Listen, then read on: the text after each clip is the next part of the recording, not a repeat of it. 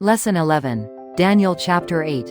Interpretation 2 from verses 3 to 8. Daniel sees a ram with 2 horns by the river, and one horn is longer than the other.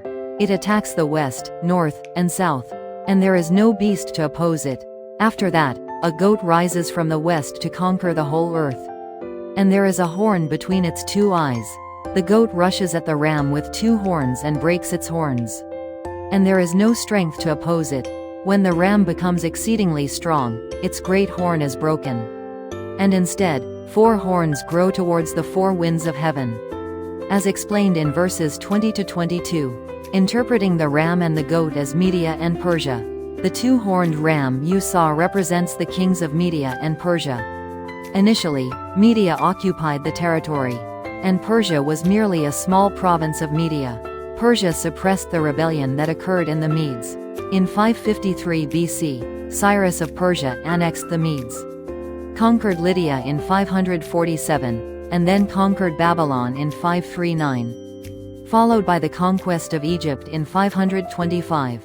Alexander conquered Persia in 331 BC and India in 324. International marriages were arranged for the fusion of conquered nations, races, and cultures. The blend of Eastern theocentrism and Western humanism led to the continuous development of a new Hellenistic culture. After the death of King Alexander in 323, the empire was divided into 4 parts. To the west was Cassander, to the north was Lysimachus, to the east was Seleucus, and to the south was Ptolemy, ruling in a divided manner. 3 from verses 9 to 11. The little horn does not belong to one of the 4 divided horns. But a new little horn arose from a small city in Italy, becoming exceedingly powerful by conquering the south, the east, and the glorious land. It grew large enough to oppose the army of heaven, and it cast down some of the army and stars to the ground, and trampled them, exalting itself, the entity that opposes God and destroys the sanctuary, by offering daily sacrifices, is the Roman Empire. In verses 23 and 24, a king will arise with great authority and cunning to judge the rebellious. In the last days of your nation, his power will be strong, but it will not be by his own strength. He ruthlessly destroyed and prospered, annihilating the strong and the saints.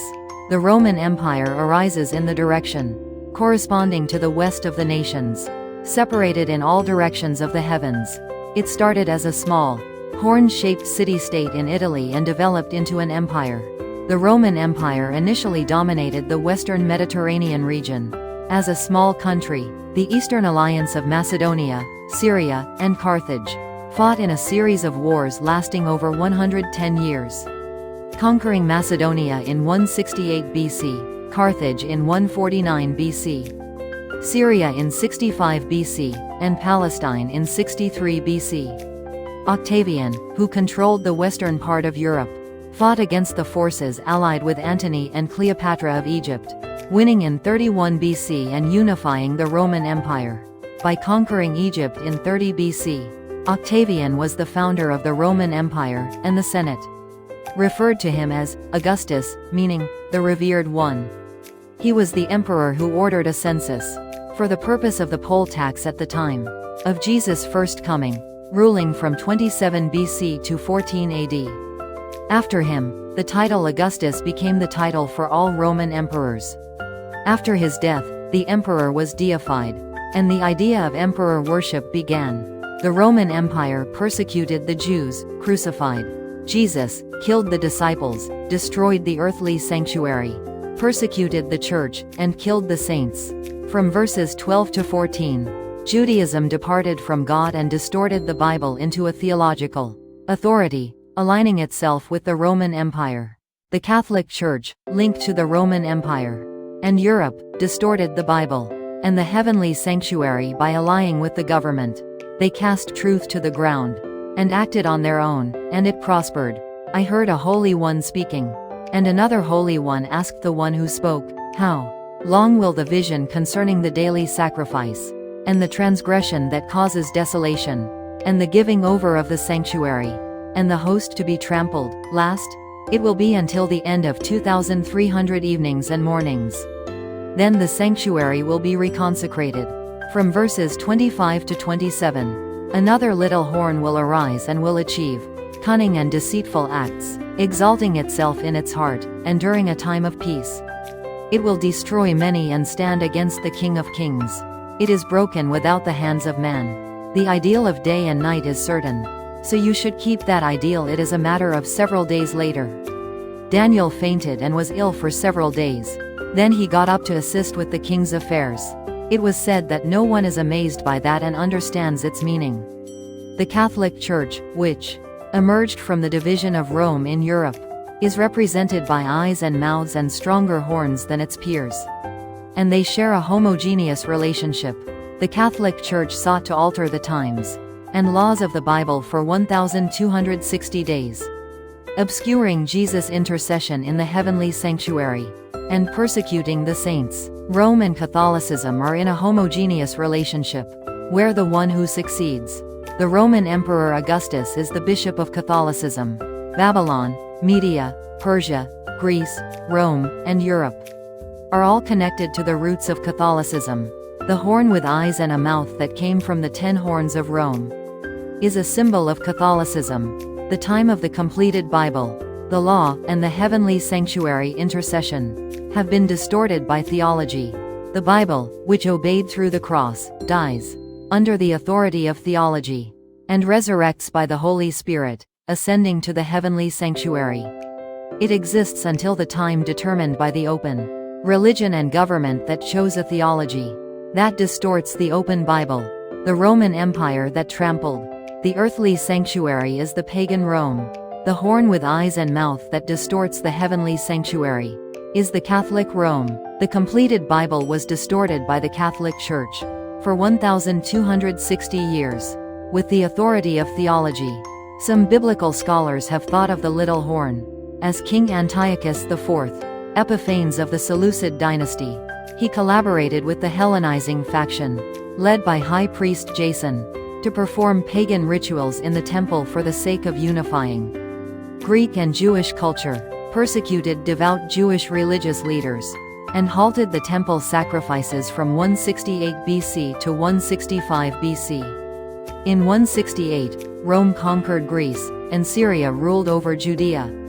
The Judean government allied with Rome in 161, and gained independence from Syria around 142, but in 63 BC, the Roman Empire conquered Judea. It is a rebuke to confess the sin of turning away from God and to return.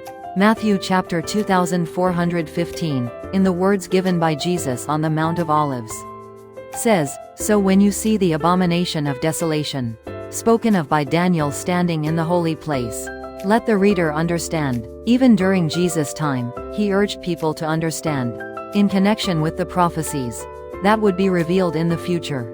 The two entities of Rome and Catholicism that have destroyed and distorted the earthly and heavenly sanctuaries are also related to the 70 weeks, 1,260 days, and 2,300 evenings and mornings. In AD 70, during the process of General Titus of Rome capturing the Jerusalem temple, the sanctuary was burned, marking the permanent end of the Jewish temple sacrificial system. This is the result of Judaism distorting the prophecy of the 70 weeks and the gospel into theology. The Catholic Church, which distorted the completed Bible into theology over a period of 1,260 days, emerges. First, the abomination of desolation will stand in the holy place. The true nature of the Catholic Church, which hindered the dissemination of the completed Bible and distorted it into theology, is revealed. In the ritual of sacrifice in the earthly sanctuary, the sinner lays hands on the sacrificial offering at the altar of burnt offerings at the entrance of the tabernacle, and kills it directly. The priest sprinkles the blood on the horns of the altar of burnt offerings and around it, and sometimes eats the meat of the offering. The sins are transferred from the priest to the sanctuary through the sacrificial ritual, and all the sins confessed by the high priest in the Holy of Holies are placed upon the scapegoat. The priests of Judaism distorted the essence and core of the rituals. God, knowing that people would not be able to obey the laws of the Old Testament, prepared a safety mechanism to save and restore sinners In the sacrificial system of the Old Testament, animals, sinners, and priests are required, and offerings for various sins were used in different ways at different times.